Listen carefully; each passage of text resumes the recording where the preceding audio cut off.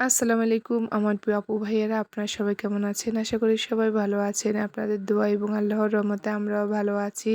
এই তো চলে আসলাম নানুর বাড়িতে। আর এসে বসতে না বসতে আমার মেয়েরা ছাদে চলে আসে আর কদম ফুল দেখে আমাকে নিয়ে ডেকে আনে।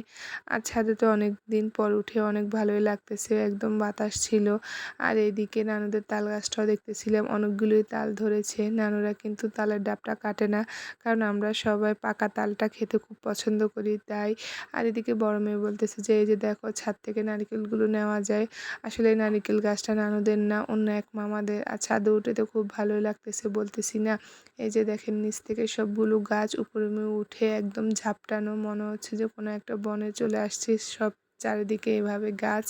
আর এদিকে আমাকে দেখে আমার মেয়ে তো একটু সাহস করে ফুলগুলো ধরে। তারপরে এই তো এদেরকে কিন্তু আমি ফুলগুলো নিয়ে দিতে চলে আসি।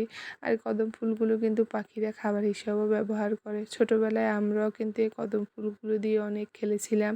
এগুলো একটা পাপড়ির ভিতরে একটা দিয়ে অনেকগুলো মালা বানাতাম। আবার ভিতরে যে বিচিটা থাকে সেটা দিয়ে কিন্তু গাড়িও বানানো যেত পাতার সাহায্যে। এই তো এখানে কিন্তু অনেকগুলি ফুল আমি নিয়ে নিই আর ওদেরকে এই যে দিই। এখানে আমার মেজো মেয়ে আমার হাত থেকে ফুলগুলো নিয়ে কি যে অভিনয় করতেছে, আর অভিনয় করে কিন্তু বোনকেও দিচ্ছে। এই যে দেখেন, তারা খুব খুশি ফুলগুলো পেয়ে। এই যে বোনকে একটু অভিনয় করে দেয়, তারপরে আমার ছোটো মেয়েও এখানে একটু ফুলের ঘ্রাণ নেয়। আর এই তো বলতেছে যে সবাই একটু ধরে ধরে দেখি, তারপর আমার খালাতো বোনকে দিয়ে দেয়।